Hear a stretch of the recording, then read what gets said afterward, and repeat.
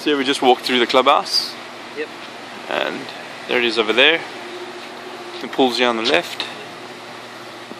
We're going to go have a look at one of these units. You can see that it's very well kept. It's been recently painted. The gardens are neat. New mulch. There's the pool.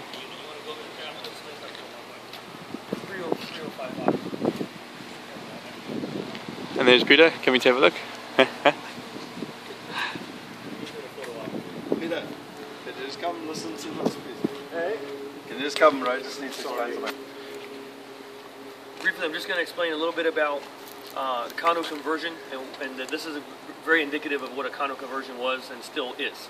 For instance, this complex was probably named something else before, and it was an apartment complex. It was owned by one person, or one entity, whatever, but they owned 200, she said it was 240 units, so that person owned all 240 units, and they collected rent from 240, and that was their thing. So then a developer comes in, which is like Linda's company. They come in, they buy the whole thing, or I think in their case they bought 170, but they buy a lot of them. They buy, controlling interest, and what they do is they go down to the county, in this case Seminole County, and they basically sectional title it, to use your term, and they make it from from one unit, from one tax ID, because basically when it was 240 owned by one, it's one tax ID. It's basically the equivalent of one property. They go down, they turn it into 240 properties. So then each unit has their own tax number, and it's its own entity, it's its own property, and then they can sell each individual unit with individual title. Most condo conversions, or anything that we're going to see, are mostly condo conversions, and this is no exception. So basically the developer bought this, turned it into 240, and sold each one individually. So now they're individually owned by individual owners. But this is just a perfect example of when that works out perfectly. Because I mean, it's a great property, the location is great, yeah, you see all that stuff. But from a structural standpoint, that's how it happens.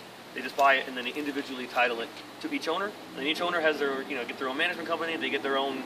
They do whatever they want with it. They paint it whatever they want on the inside. You can never do the outside of these, but you can do it whatever you want on the inside, and that's exactly how condo conversions work at their best. Now, conversely, I don't want to go too much into this, but okay. But basically, what happened was this was happening a lot between 04 and 07. Developers are buying up these all over the place. What happens is you're quadrupling or infinitely increasing inventory in town. You're taking something that was one, now 240, 240, 240, 300, 200, and you're starting to see, that's where we got the oversaturation of these properties, because the condo conversion as a structure, you see what I mean? And remember, now you have 240 individually deeded properties, so you have to sell all those. Now, at that time, they were selling like crazy.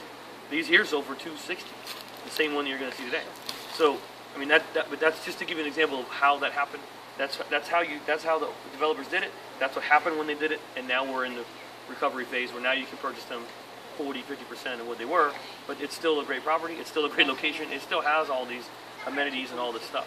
Okay. So we're going to head upstairs to the unit. You can see. Boston. The guy has like one of the latest OSR 500 work. The leasing option is about $600 a month.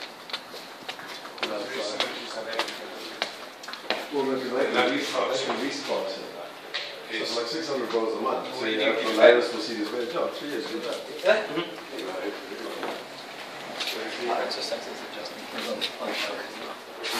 Oh, here you go. So we've got a bathroom here to the left. As you can see, beautiful finishes. Nice spacious dining area. New appliances. I love these. Granite tops. Well, fake granite tops. Yes. But they look pretty good. New stainless steel appliances. This is a model example. Spacious. It's a little. Because it's so nicely furnished, so you'll get it. No, this is an example. This is an example. It's a model. Yeah, this is a model. You wouldn't get it for. Oh, okay. We're gonna look at. So this is a fully furnished one, just to give it an idea, and then we'll go and look at ones with art furniture. But you don't remember here. You wouldn't need to furnish anything but the appliances. You wouldn't put furniture in here. I've seen it, but you don't really. So need while everyone's walking around, I've got a loud voice, so you should be able to hear me. It's very important what Ray just said there. You don't, like in South Africa, you don't put in the bed, you don't put in the couch, or whatever. But what you do need to put in, you need to put in the fridge, the stove, the etc. The appliances.